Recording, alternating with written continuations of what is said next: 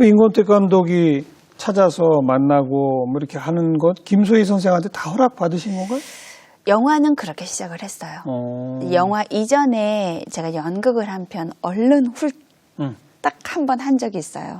이제 그때는 뭔지 모르고 아는 지인의 소개로 그때도 유명하신 우리 강영걸 선생님 연출계에 유명하신 분이신데 연극에 그분한테 이제 오디션 겸 갔다가 그날부터 이제 연습이 들어가 버린 거예요. 그래서 하루도 안 빼놓고 연습을 하니까 선생님께 여쭤볼 시간을 놓친 거죠. 그 포스터까지 이미 다 결국은 찍어놓고 몰래 하게 된 셈이 돼버린 그렇게 거예요. 돼버렸는데 선생님한테 말씀드렸다가 쫓겨날 뻔했죠. 네. 네 마음대로 하라고 그랬는데 네 마음대로 하되 다시 오지 마라 뭐 이러셨어요? 거의 이제 쫓겨나기 직전까지 가다가 영화를 하게 된다고 했을 때는 임 감독님께서 손수 직접 가셔서 허락을 맡아주셨어요. 아, 감독님이? 네, 같이 가서. 정식으로 한 거네요, 정식으로. 그렇죠. 그렇게 하면 될 것을. 네. 이게 차일피일 그 하루 그러게 이틀 그러게 놓친 거가 말이에요. 무서워서 말씀 못 드리다가 연극할 때 쫓겨날 뻔했죠. 거의. 네. 그 서편제의 송화. 네. 그죠? 네.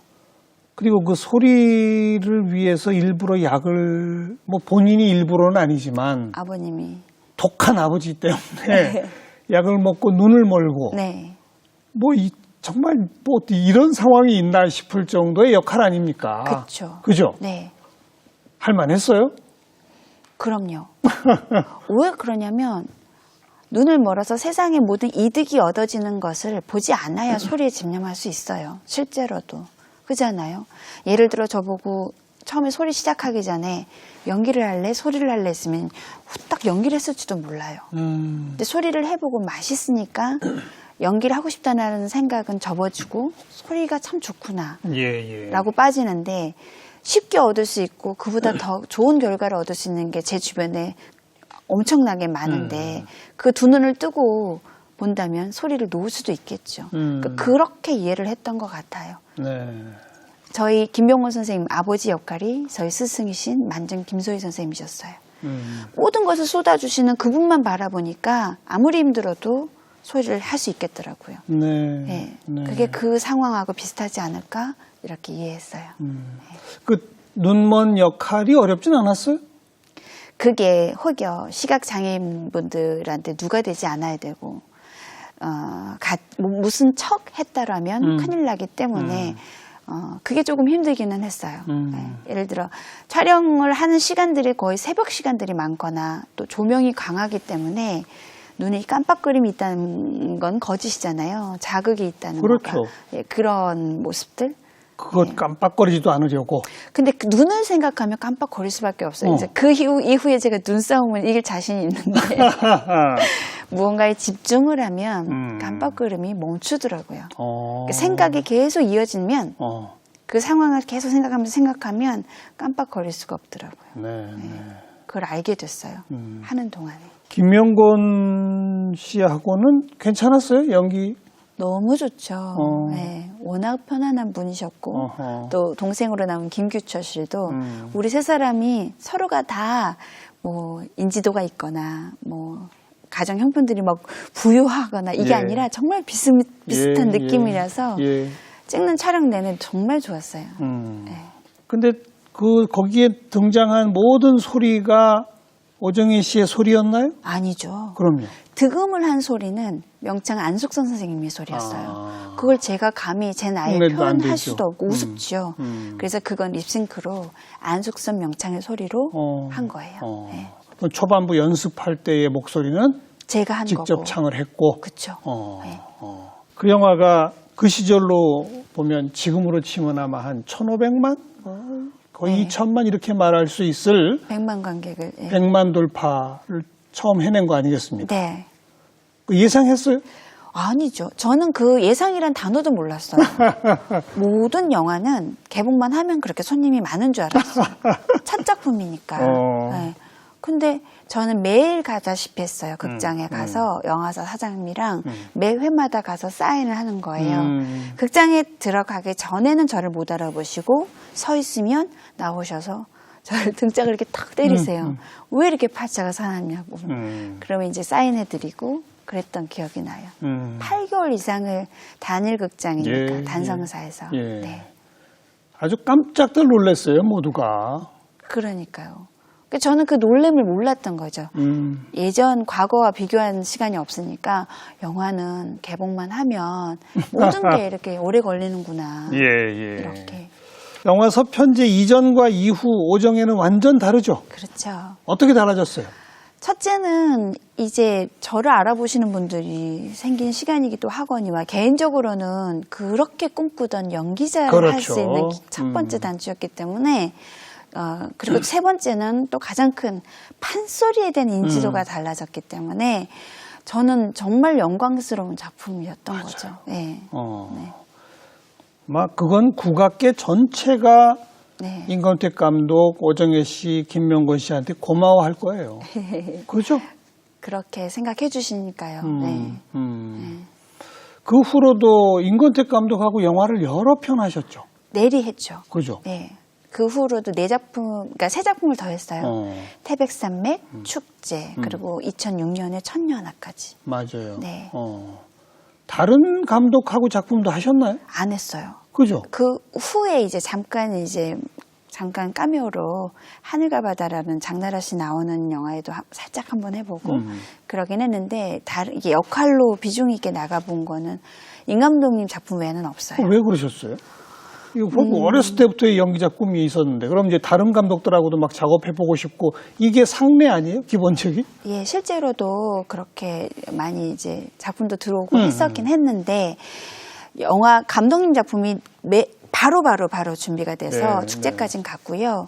그 후에는 영화 속에 이제 주인공이나 인물들이 보면은 사랑이 없는 신이 없더라고요. 근데 이제 러브신 같은 것도 있고 그런데 저는 앞으로도 소리를 해야 되는 입장이고 하니 영화는 이제 더 이상 나하고 할 수 있는 게 없겠구나 그래요? 싶어서 아니 소리하는 사람은 러브씬 하면 안 되는 거예요? 안 되는 건 아닌데 단한 한복을 입고 우리 소리를 전하는 입장인데 자꾸만 이게 오버랩 될까 봐 그런 것도 있고 저 자신 스스로가 자신이 없었어요. 네. 아직 남들은 연기자로서 자세가 안 돼 있다고라고 할 수 있는데 저는 그랬어요. 네. 그래서 이제 그 후에 이제 뮤지컬 바로 이제 준비하고 있던 작품들이 막 계속해서 연극 그렇게 쭉 가게 된 거죠. 그렇잖아요. 이제 그 다음에 뮤지컬을 여쭤보려고 한 건데 네. 그 뮤지컬은 또 다른 장르잖아요. 완전 다르잖아요. 네. 소리도 또 기본적으로 기존의 뮤지컬의 소리는 또 다른 거잖아요. 네. 너무 재밌었어요. 이건 어떻게 된 거예요? 그러니까요. 저도 신기해요. 저를 꼭 안 해도 되거든요. 그런데 첫 작품이 창작품이었어요. 쇼 코미디라는 작품인데 뮤지컬 1세대 배우분들이 총 출연한 남경주, 최종원 이런 분들의 작품인데 지금껏 뮤지컬계를 주름 잡는 분들 아닙니까? 네, 그게 또 그렇게 대박이 났어요. 어마어마하게 흥행에 성공을 하고 그런데 거기서 이제 AD 역할 여자 주인공인데 뮤지컬 노래도 판소리를 전혀 안 해도 되는 거고 오정혜란 이미지를 팔지 않아도 되는데도 주신 게 너무 감사해서 정말 즐겁고 재밌게 그 작품을 했던 것 같아요. 제가 지금 여쭤본 핵심은 어떻게 한 사람이 판소리 같은 소리의 노래도 부르고 뮤지컬 노래도 부르고 그게 되냐고요. 제가 후에 노력을 해서 해보면야 되겠지만 될까라고 생각하는 분들이 99%잖아요. 근데 저한테 그 역할을 주셨으니 감사하잖아요. 그래서 더 열심히 즐겁게 했던 것 같아요. 네. 제일 기분 좋았던 게 관객분들이 오정에 출연한다는데 오정혜가 어딨냐고라고 해주신 게 너무 행복하더라고요. 제가 오정혜로 보였다면 안 되는 거잖아요. 그래서 정말 즐겁게 했던 작품이에요. 기본 발성법이 다르지 않아요? 다르죠. 다르나 이게 또 창작 뮤지컬이기도 했거니와 그래서 판소리에 들어가는 힘을 조금 더 전 나름대로 줄이고 이제 진가성 쪽으로 많이 활용을 하려고 노력을 많이 했죠. 네. 이제 뭐 자유자재로 소리를 내실 수 있는 경지에 간 거군요. 경지는 아니고요. 시도를 해본 거죠. 어느 쪽이 더 재밌으세요? 저는 다 재밌어요. 제가 재미가 안 느껴졌다면 선택조차를 안 해요. 자신이 없으니까. 이제 무엇을 할 때, 야, 이거 하면 재밌겠다 했을 때만 제가 오케이를 하거든요. 그건 제가 할 수 있다고 느끼니까. 잘하고 못하고는 후에 평가를 받겠지만, 재밌다면 최선을 다할 수는 있잖아요. 네.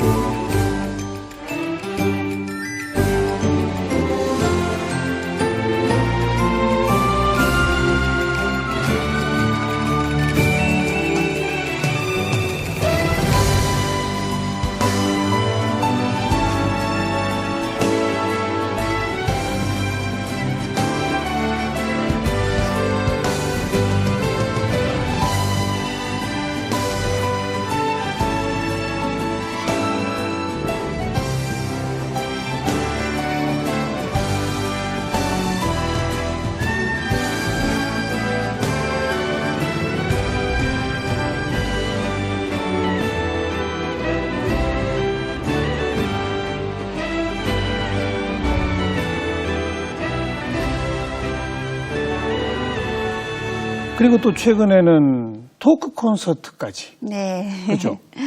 맡았어요. 네. 정읍에서 하는 농담이라는 토크 콘서트예요. 이름이 왜 농담이에요? 말 그대로 편안하게 편안한 시간을 가져서 이 토크 콘서트의 목적은 상업적인 의미도 없고요.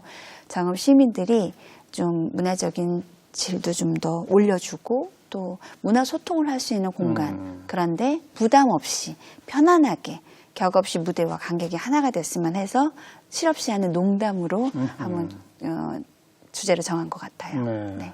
그것은 또 어떤 재미가 있던가요? 너무 재밌는 게 어떤 재미 있어요? 소통의 재미가 있죠. 어차피 무대라는 공간은 주고받음인데 예. 어떤 무대는 감상 위주로 하는 그리고 어떤 공연은 즐김을 위한 공연 또 어떤 공연은 즐김을 어떻게 느끼시는지 들을 수 있는 공간 그게 바로 토크 콘서트의 매력인 것 같아요. 근데 이야기들 가운데 너무 가까이에서 관객의 느낌들이 전해지니까 그리고 출연자분들이 뭐 인지도만 있어서 모시는 건 절대 아니에요. 그럼요. 여러 가지 이유들이 함께 한 7, 8가지가 됐을 때 우리가 모시거든요. 조심스럽게. 그래서 자칫 잘못했다간 인지도 있는 분들이 본인의 콘서트처럼 하고 휙 지나가 버리면 우리가 원하는 목적이 없어지거든요. 네. 그래서 그 목적에 준하면서 적당히 모든 게 다 갖춰져 있는 분을 모시기에 회의를 엄청나게 많이 해요. 네, 그래서 실제 출연하고 가신 분들도 너무 좋다. 오랜만에 참 좋은 공연을 했다라고 하고 가주시더라고요. 네. 중요한 건 게스트를 오픈을 안 해요. 다음 달에 매달 한 번만 하거든요. 근데 다음 달에 누가 온다라는 말씀을 처음부터 한 적이 없어요. 아니 예고도 안 해요? 예고 없어요. 그래요? 네, 첫 해부터 그렇게 했어요. 그럼 그냥 오정혜 씨만 보고 가는 거예요? 믿어주시고 오신 거예요. 네. 그러니까 뭔가 보람이 남달라요. 예. 네. 우리가 원하는 그 방향에 한번 들어볼게 하고 와주신 거잖아요. 그러니까 더 열심히 밥상을 준비하는 것 같아요. 네. 네. 네. 참 팔방미인이시다 보니 하루하루가 바쁘실 수밖에 없겠네요. 그죠? 아니. 국악 공연, 국악 가르치기, 토크 콘서트, 또 뭐 뮤지컬, 연극, 또 기회 되면 연기 또 하실 거죠? 그럼요. 그죠? 네. 네.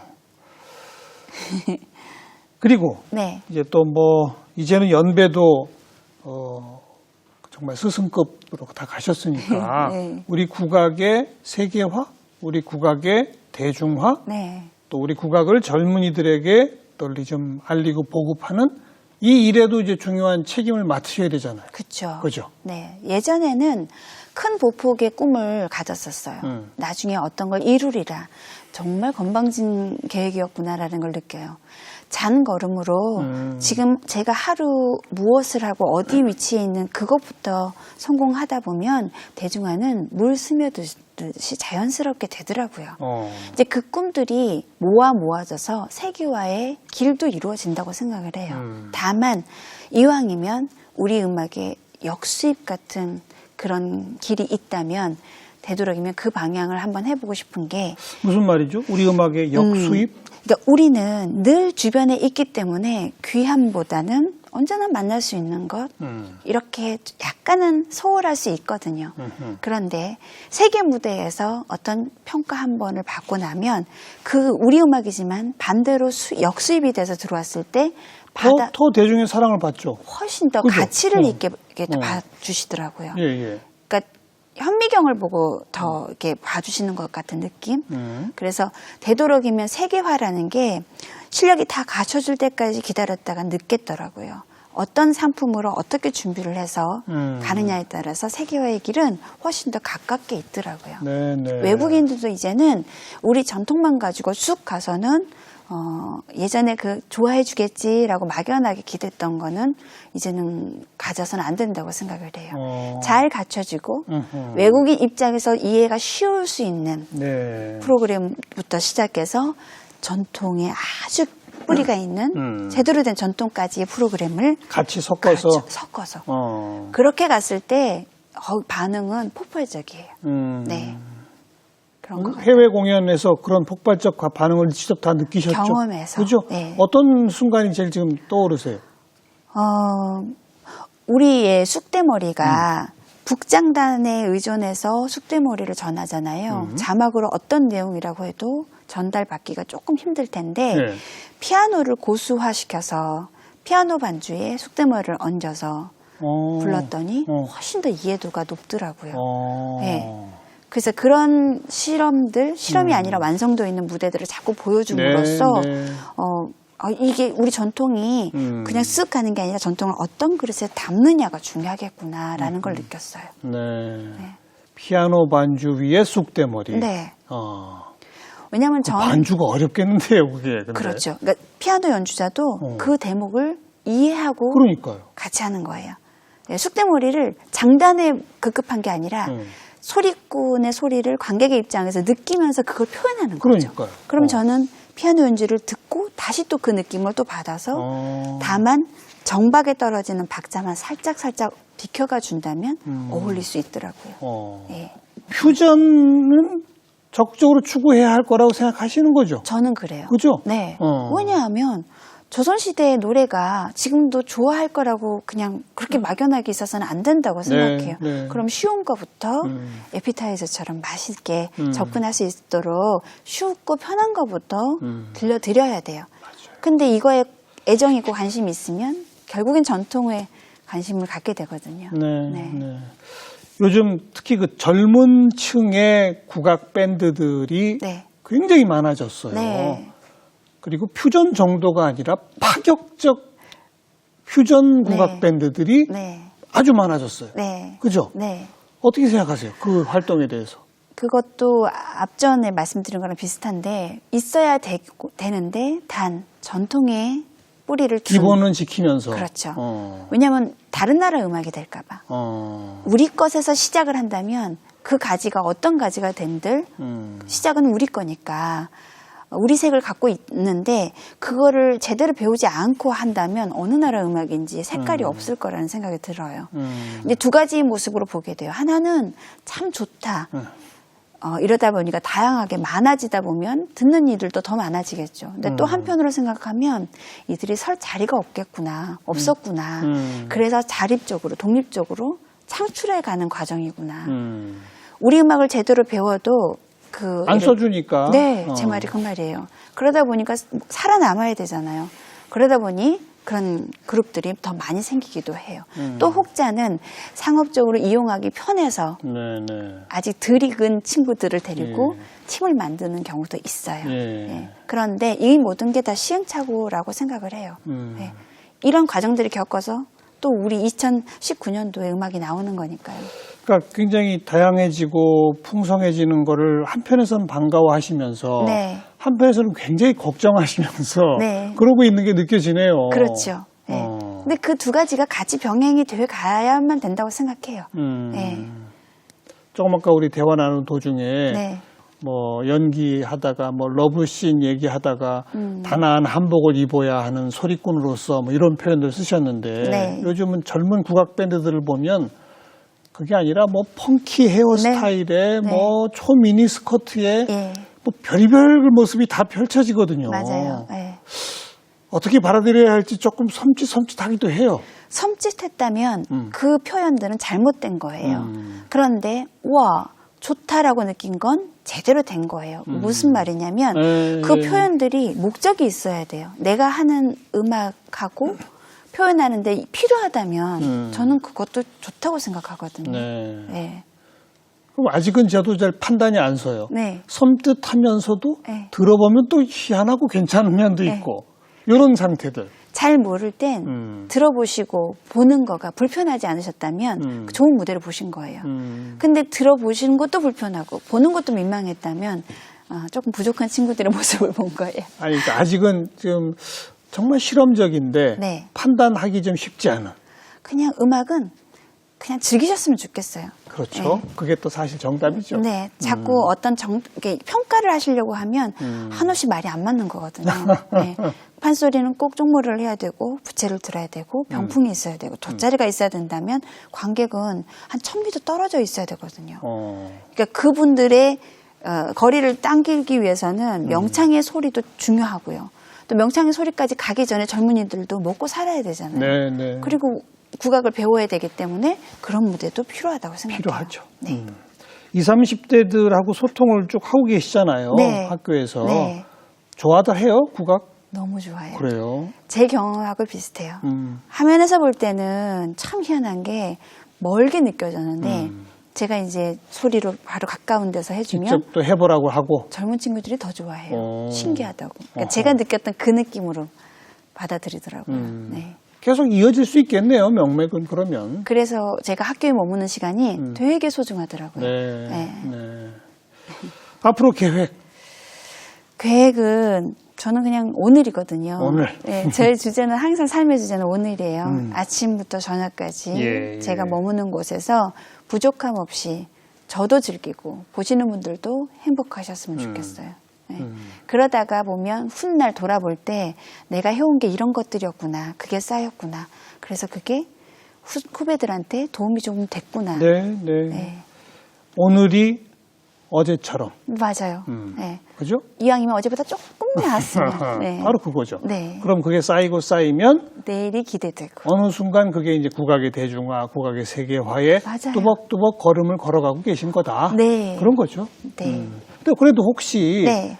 뭐 길지 않은 미래에 뭐 내년이나 뭐 언제 어디서 무슨 큰 공연 뭐 준비하는 게 있다든지 뭐 혹시 그런 계획이 있나요? 그거는 뭐 일단은 엄청난 게 많은데 크고 작은 것 중에 제가 지금 문득 생각이 나는데 예전에 성악가 파바로티 같은 분이 우리 민요를 좀 한 번쯤 불러주셨으면 얼마나 좋았을까 그런 생각을 한 적이 있어요. 예, 예. 그 꿈이 넘어서서 막 같이 무대에 설 수 예. 있는 그런 꿈? 예. 그게 무대가 화려해서가 아니라 그런 실력 있는 네, 네. 인지도 있는 분이 우리 거를 같이 할 수 있는 거에 그 관심도는 우리 BTS가 받는 것만큼 우리 문화에 대한 관심을 그렇죠. 좀 더 증폭시킬 수 있으니까 그런 무대가 아마 이루어질 수 있다면 얼마나 좋을까. 제가 아니어도 돼요.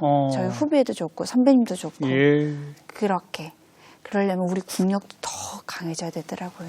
여러 이유들이 있더라고요. 꼭 이루어지기를. 네, 맞아요. 그리고 꼭 오정혜 씨가 하기를. 기대해 보도록 하겠습니다. 네. 아까 오늘 시작하면서 뭐 연기자, 배우, 국악인 뭐 여러 가지 얘기를 시작했잖아요. 우리 네. 마지막은 딱 결론이 났어요. 네. 소리꾼이네요. 아이고 감사합니다. 소리꾼 오정혜 씨 고맙습니다. 네, 고맙습니다.